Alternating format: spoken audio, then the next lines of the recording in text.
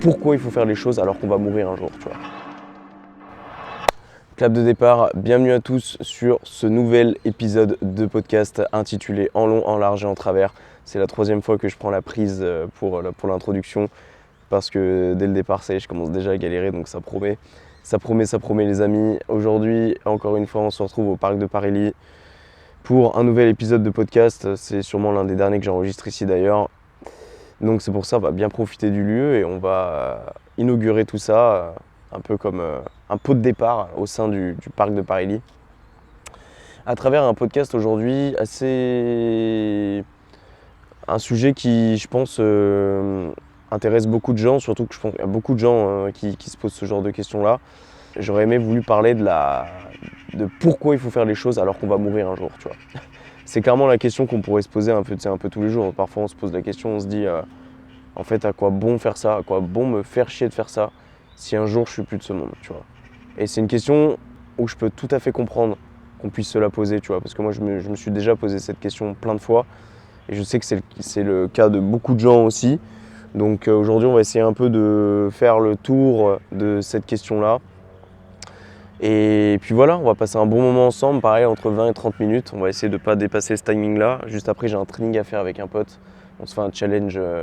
Alors, on devait se faire un challenge 1000 pompes de base, mais on va juste se faire un challenge max de pompes. Donc, on va voir ce que ça donne. Je pense qu'on sera bien lessivé après. Bref, je raconte ma vie. Donc, juste avant de commencer cet épisode, j'aimerais juste que vous souteniez le podcast en mettant un 5 étoiles sur Apple Podcasts ou sur Spotify, de laisser une review, d'accord, sur Apple Podcast. Donc vous laissez un commentaire tout simplement sur qu'est-ce que vous pensez du podcast, d'accord. Ça peut être aussi bien positif que négatif, tant que c'est constructif, moi ça me convient. Et puis voilà, c'est important pour la suite des projets, donc n'oubliez pas de soutenir tout ça, voilà. Alors, je me suis préparé une petite fiche quand même, hein, parce que d'habitude là quand j'étais en extérieur, je faisais tout à la ZUB. Bon alors là très clairement j'ai fait ça hier matin, j'ai noté ça en l'espace de 3 minutes, ok, mais bon, au moins il y a des bullet points, on va éviter de trop s'étendre, ça va peut-être être un peu moins brouillon que les autres, et c'est surtout pour aller à l'essentiel, d'accord. Donc je vais essayer de suivre ce petit plan-là pour voir tout simplement ce que ça donne. Le premier point que j'aurais voulu aborder, en fait, tout simplement, premièrement, c'est le fait que la mort, elle est trop reconnue, je trouve, sous un aspect négatif. D'accord. Aujourd'hui, tu dis le mot mort, on accorde directement ça au négatif. Et pour moi, ça me paraît logique, d'accord. C'est vrai que la mort, ça peut paraître négatif, parce que quand tu nous parles de la mort, premièrement, tu penses forcément au décès de tes proches.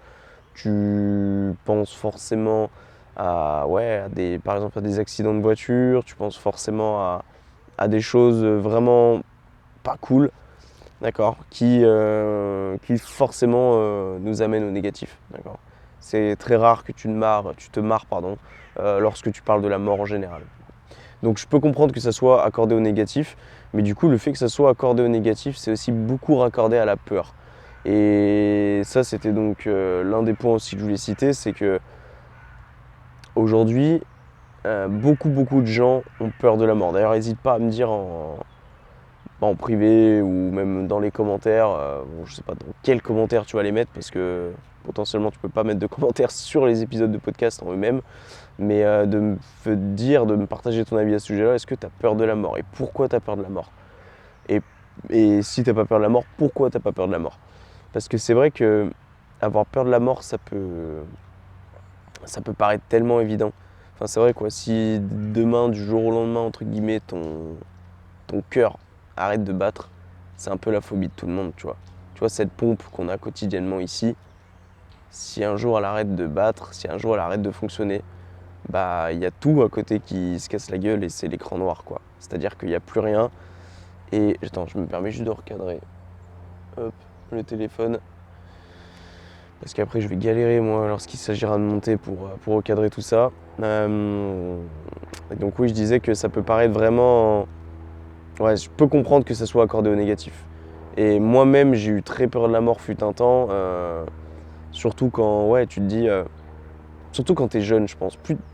Quand t'es jeune, je pense que tu peux avoir plus peur de la mort que quand t'es vieux. Alors après, c'est subjectif ce que je dis là, hein. C'est peut-être pas le cas vraiment, mais je me dis en fait quand t'es jeune, t'as peur de mourir parce que justement t'es trop jeune. Tu te dis ok, si je meurs maintenant, là tout de suite, ou si je meurs demain, euh, bah en fait potentiellement je serais passé à côté de ma vie, tu vois, genre j'aurais encore rien fait, tu vois, de ma vie. Que quelqu'un qui a aujourd'hui 60-70 balais, si il a fait quelque chose de sa vie, s'il a entrepris dans sa vie, s'il a fait des choses dans sa vie en général, je pense qu'il aura déjà moins de regrets. Et du coup, du fait qu'il ait moins de regrets, peut-être qu'il aura moins peur de monter au ciel, tu vois. Après, encore une fois, ça c'est subjectif. Je peux pas avoir la vision de quelqu'un qui a 50, 60, 70 balais. Mais généralement, je sais pas vous, mais moi je sais que quand tu es avec tes grands-parents, généralement, ils se cachent pas pour te dire ouais, bon, peut-être que ça sera le dernier Noël qu'on fait ensemble, ou waouh, puis peut-être dans 5 ans, oula, dans 5 ans je serai plus là, ou tu vois, moi qui est vendeur, des fois je tombe sur des vieux, et ces vieux en question me disent, tu sais, je leur dis ouais, bah ça c'est garanti 5 ans. Tu sais, ils te regardent, ils font ouais, non, dans 5 ans on sera plus là, tu vois. Mais ils le prennent avec le sourire, donc ça se voit qu'en fait, au fond, ils sont entre guillemets prêts à partir au ciel, tu vois. Même si je pense qu'on n'est jamais prêt à ce genre de choses. C'est souvent les proches d'ailleurs qui ne sont pas prêts. Et nous, en fait, on peut dire qu'on soit prêt ou non. Généralement, la mort, elle ne prévient pas. Donc, donc en fait, t'as beau être prêt, entre guillemets, je pense que au fond, c'est pas à toi que ça fait le plus de mal, parce que toi, après, t'as un écran noir, entre guillemets, t'es comme quand tu prends un médicament, en gros, tu ne ressens plus la douleur. Par contre, tes proches, eux, ressentent grandement la douleur. Donc, je pense que ouais, quand t'es vieux, ça serait intéressant, tu vois, de amener quelqu'un sur ce podcast et d'un peu plus vieux. Et de voir avec lui en fait qu'est-ce qu'il pense de la mort, tu vois. Mais moi je sais qu'en tout cas c'est vrai que j'aurais tendance un peu à flipper en ce moment sur le fait que bah, aujourd'hui j'ai 22 balais et que si demain je venais à mourir, j'aurais un peu le seum, tu vois. Je pèterais un peu le seum, même si je suis déjà très content de ce que j'ai pu faire en l'espace de 2 ans. Donc limite je pourrais me satisfaire de ça, tu vois. Vraiment. Parce que moi je suis un peu dans une période de ma vie en ce moment où en fait il n'y a pas grand intérêt pour moi de... Enfin, il n'y a pas grande importance pour moi de continuer de vivre ou de mourir. Même si, bien évidemment, si tu me demandes de choisir entre deux pilules, entre celle de mourir maintenant et entre celle de continuer de vivre, bien évidemment que je te prends celle où je continue de vivre. Ça paraît évident, d'accord? À part si j'ai des pensées suicidaires et que je veux à tout prix mettre fin à mes jours, ce qui n'est pas le cas. Mais en tout cas, je suis dans une phase de ma vie où je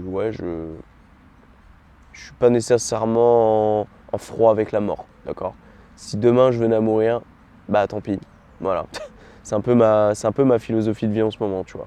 Alors que fut un temps, avant, j'étais vraiment en mode, je conserve ma vie comme une pierre précieuse, tu vois. Genre vraiment au point de la défendre parce que j'avais peur de la perdre, tu vois. Là, en ce moment, c'est un peu plus, ouais, bon bah écoute, si demain la mort me tombe dessus, elle me tombera dessus. Et c'est comme ça, voilà. Là, je me suis un peu esquivé du sujet, on a pu se parler du perso, mais c'est pas très grave. J'aurais aimé aussi parler, bah donc ouais, toujours associé au négatif, hein. Moi, je pense qu'il faut pas avoir peur. Je pense qu'il faut vivre au jour le jour entre guillemets, même si je suis très mal placé pour dire ça. Mais je pense que ouais, il faut partir du principe que tu ne meurs pas. Voilà. Moi, pour moi, il faut partir du principe que tu ne meurs pas, que tu es immortel. Et ça, peut-être que ça peut te permettre un peu d'oublier ce sentiment de un jour tu vas partir, tu vois.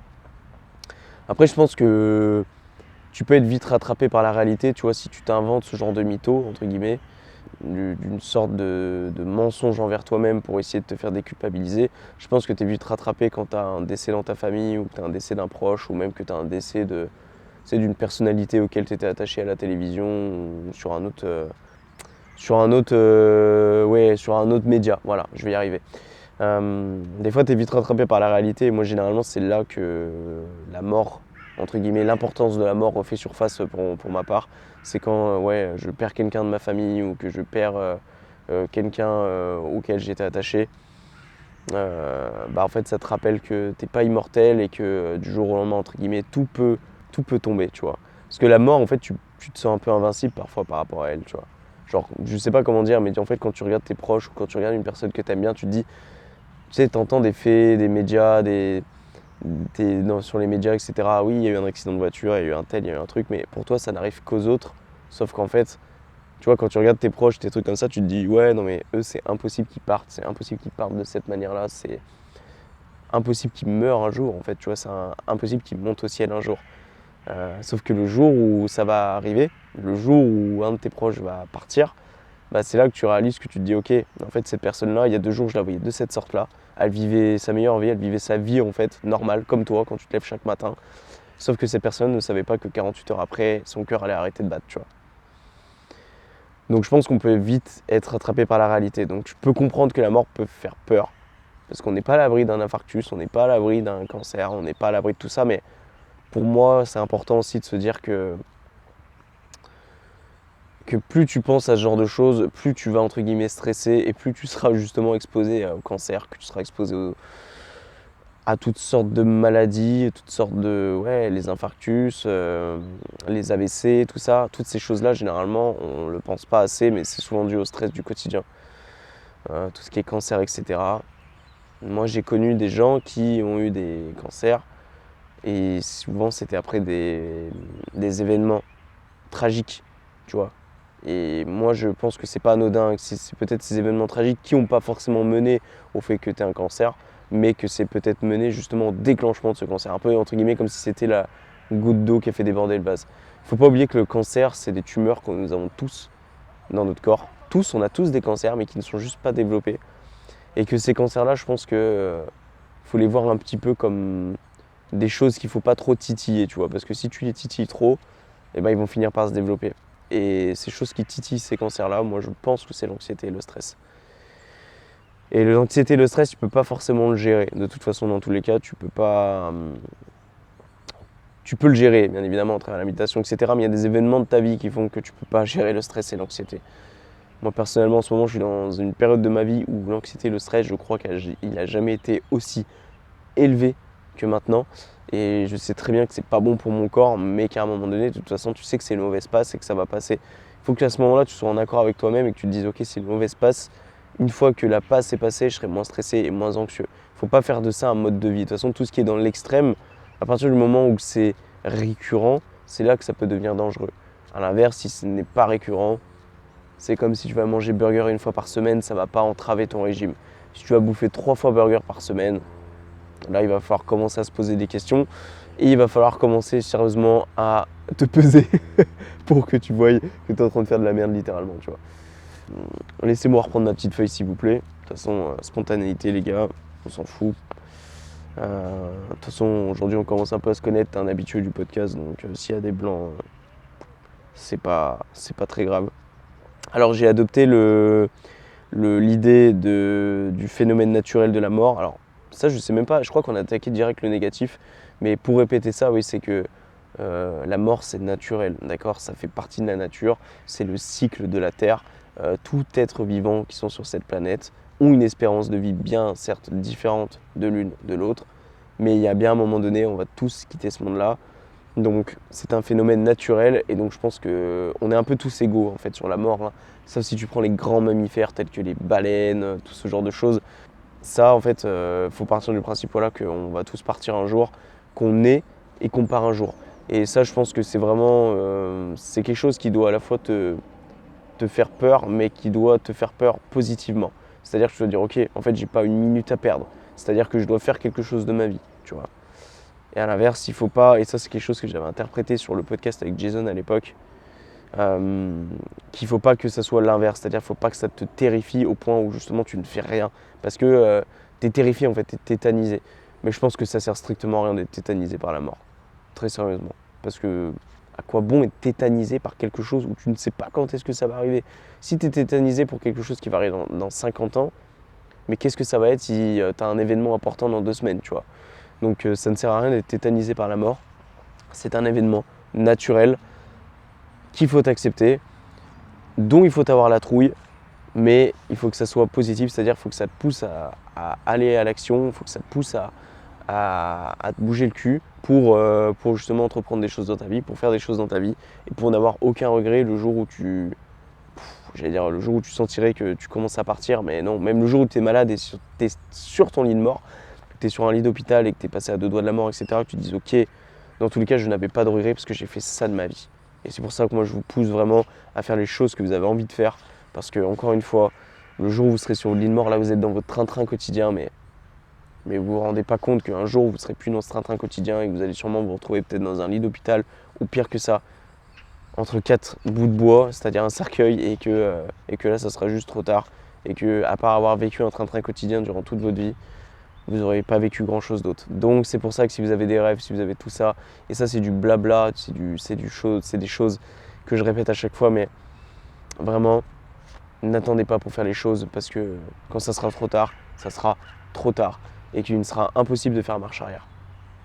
Et en plus de ça, vous ferez de la peine auprès de vos proches parce que vos proches, si vous leur avez dit vos projets, vos choses, ils sauront que vous étiez ambitieux, ils sauront que vous vouliez faire des choses dans votre vie qui étaient ultra, ultra ambitieuses, ou même sans parler de choses ambitieuses, mais que vous aviez des projets, que vous avez des choses que vous vouliez faire durant votre vie.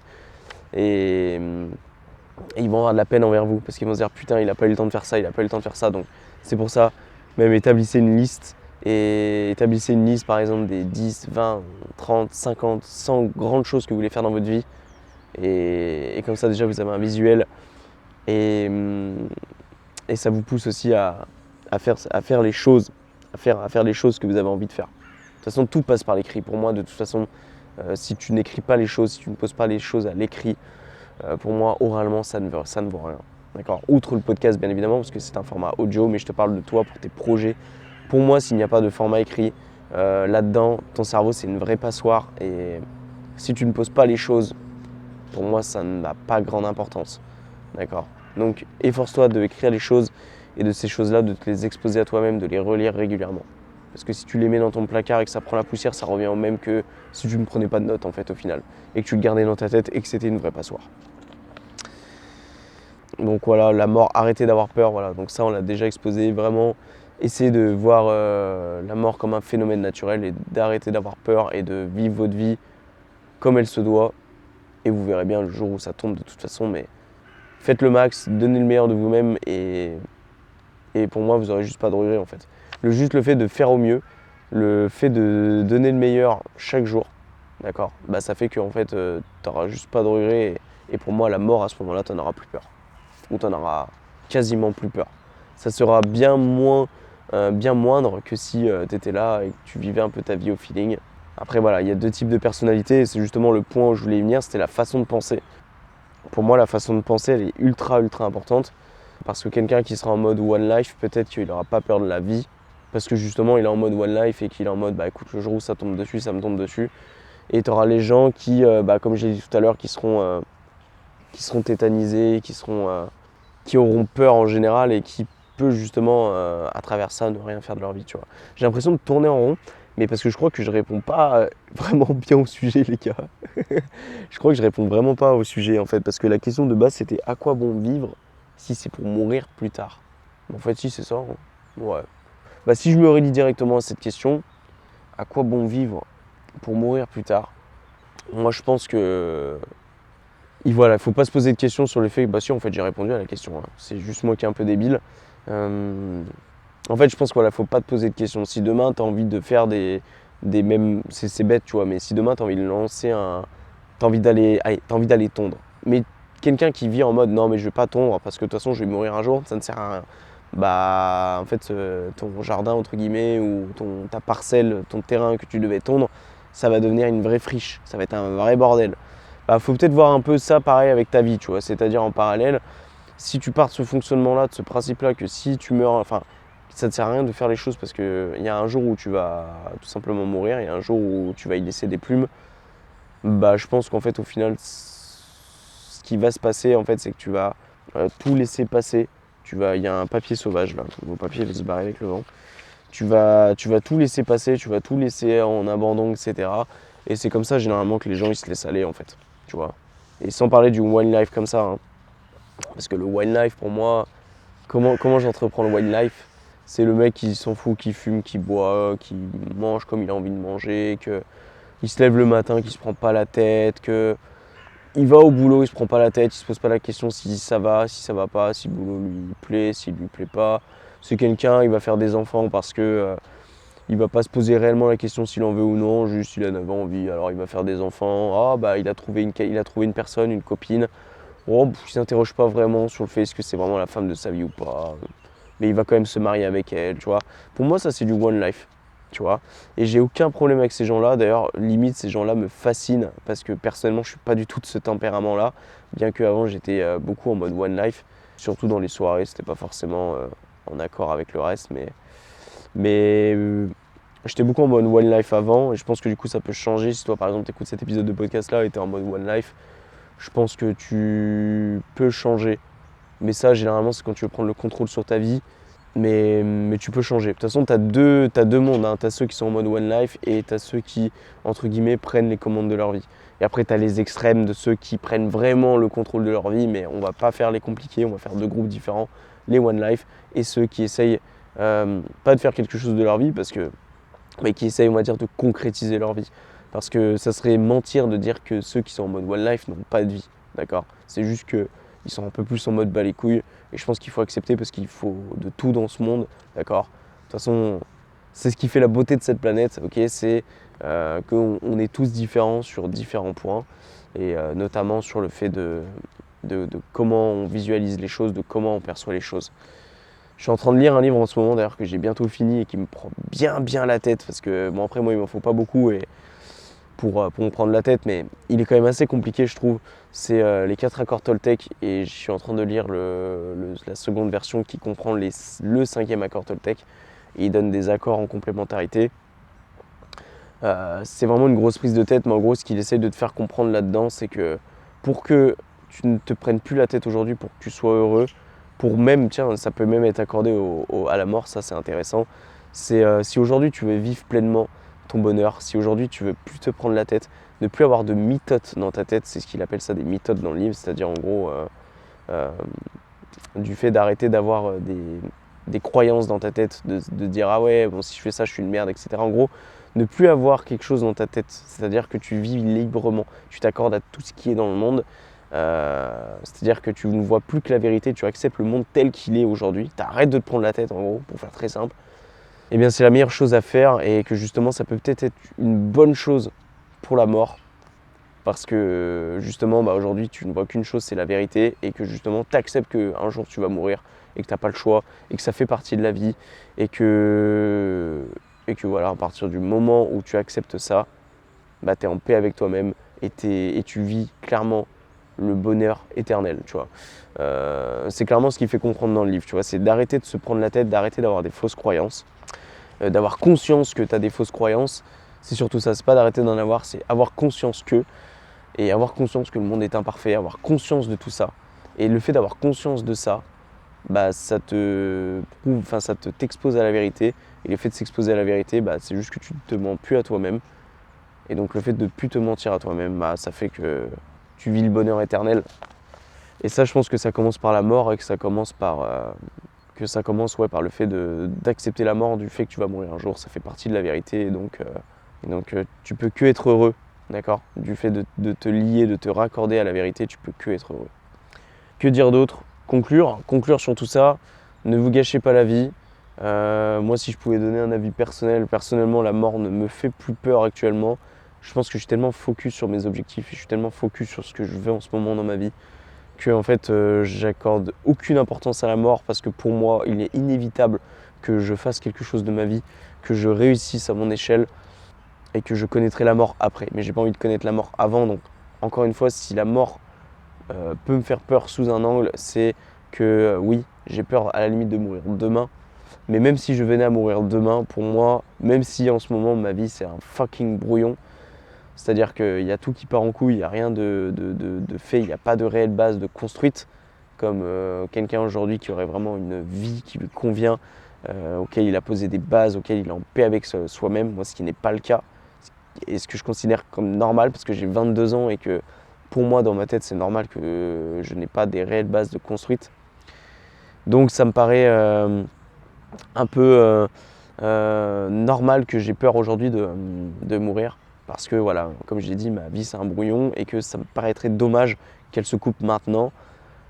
Mais d'un autre côté, je suis en mode je peux mourir maintenant parce que j'ai commencé à entreprendre des choses et que je m'en suis satisfait de ces choses-là. Je pense que c'est important des fois de se satisfaire du peu de choses qu'on a. Je croyais qu'il y avait mon collègue qui arrivait. Qu'il faut se satisfaire du peu de choses qu'on a quand on est dans cette philosophie justement de aujourd'hui je peux mourir, tu vois. Donc j'accorde un peu une paix avec la mort, tu vois. Pour moi la mort c'est pas un ennemi. C'est pas un ami non plus, mais c'est pas un ennemi. Je sais qu'un jour je peux partir, mais ce jour je ne sais pas quand ça sera. Donc c'est pour ça qu'aujourd'hui, moi j'ai pris des décisions dans ma vie qui font que j'avance. Voilà, j'avance comme je peux et je me pose plus de questions et je fais les choses pour moi avant de faire les choses pour les autres. Et que je me pose surtout pas la question de est-ce que demain je fais ça alors que potentiellement un jour je vais mourir. Non, absolument pas. Parce que c'est justement comme ça que je vais rien faire de ma vie. Et si mon but c'est justement d'avancer, de faire les choses pour moi et de faire le maximum de choses, d'entreprendre à ma manière et de réussir à ma manière, il faut surtout pas que je fonctionne comme ça. Et donc vous, je vous invite à, en fonction de l'identité qu'on aurait pu expliquer juste avant, en fonction de votre persuasion par rapport à la mort, moi je pense qu'il faut que vous vous en battiez les couilles. Parce que si vous vous en battez pas les couilles, il se peut que vous vous trouviez beaucoup d'excuses par rapport à ça, du jour où vous allez mourir, etc.